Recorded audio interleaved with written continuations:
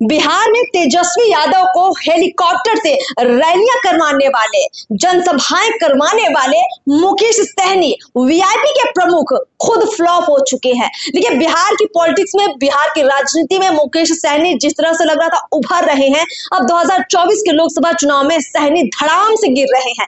कैसे गिर रहे हैं हम आपको अभी एग्जैक्ट बताने वाले हैं। प्रदीप सर हमारे साथ है। सर, चर्चा में सबसे पहले आप ये बताइए कि मुकेश सहनी देखिए पूरे चुनाव में गायब थे, लेकिन अचानक से आरजेडी के साथ आते हैं, फिर तेजस्वी यादव के साथ हेलीकॉप्टर में घूमते हैं, कहीं मछली पार्टी होती है तो कहीं कोई बात होती है। मतलब जो सहनी ने माहौल बनाया, रियलिटी में कुछ दिख नहीं रहा है। नहीं, ये बात साबित हुई कि मुकेश सहनी के साथ उनका समाज नहीं है। उसके मैं कई उदाहरण दे रहा हूँ। देखिए, मुकेश सहनी को 3 सीटें मिली महागठबंधन से लड़ने के लिए, गोपालगंज, ठीक है, दूसरा मिला गोपालगंज, झंझारपुर और तीसरा मोतिहारी, ठीक है।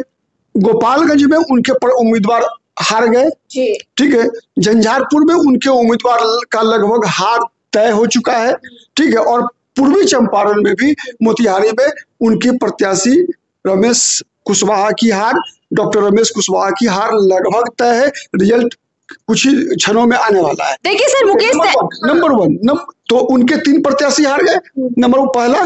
दूसरा, देखिए, मुकेश सहनी रहने वाले हैं उत्तर बिहार में, दरभंगा जिला के, ठीक है। और दरभंगा में भी, दरभंगा और समस्तीपुर के बॉर्डर पे उनका घर है, तो दरभंगा भी बीजेपी जीत गई। मतलब मुकेश सहनी जो है अपना वोट, सहनी का वोट ट्रांसफर नहीं करा पाए। वहां की सहनी ने, दरभंगा के सहनी ने, मल्लाहों ने विश्वास किया हरि सहनी पर, वहां के मल्लाहों ने विश्वास किया अर्जुन सहनी पर, भारतीय जनता पार्टी के जो पूर्व में एमएलसी रहे हैं उन पर। वहां के मल्लाहों ने विश्वास किया जीवत सहनी, भाजपा के जिलाध्यक्ष रहे हैं उन पर। वहां के सहनी ने भरोसा किया मदन सहनी, जो जदयू से मंत्री हैं बिहार में, बहादुरपुर के विधायक हैं, उन पर। तो भारतीय जनता पार्टी के नेताओं पर दरभंगा जिला के सहनी ने भरोसा किया। समस्तीपुर के सहनी जाति के लोगों ने भरोसा किया लोक जनशक्ति पार्टी रामविलास के उम्मीदवार शांभवी चौधरी पर। उसका असर पड़ा। सबसे अधिक सहनी मतदाता कहां पर है? देखिए, मुजफ्फरपुर, वैशाली और हाजीपुर, लगातार ये 3 सीट एक लगातार में है, ठीक है। वहां देखिए तीनों जगह पर क्या हो रहा है।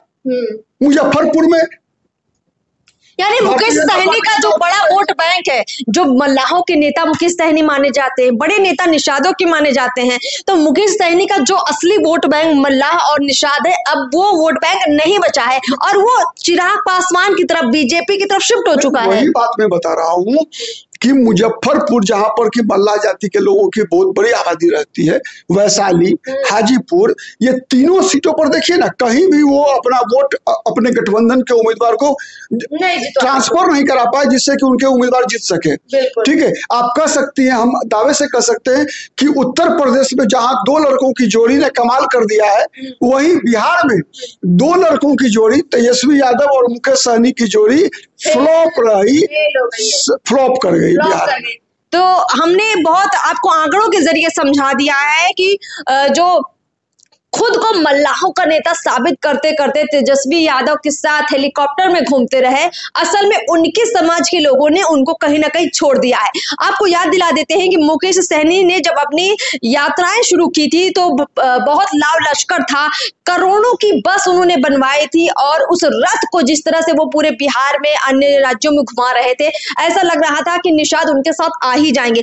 ना सिर्फ इस तरह से माहौल बनाया मुकेश सहनी ने, बल्कि कस्में भी उन्होंने निषाद से, मल्लाहों से हाथ में गंगा जल लेकर खिलवाई थी कि आप अपने समाज के लोगों को वोट देंगे। लेकिन ये बहुत अच्छी बात है कि यहाँ पर लोग वोट अपनी जाति के अनुसार न देकर अपने मन के अनुसार सही कैंडिडेट को दे रहे हैं और ऐसा सब जगह होना चाहिए, चाहे कोई भी पार्टी हो, कोई भी दल हो, वोट जो है विकास के मुद्दे पर ही देना चाहिए।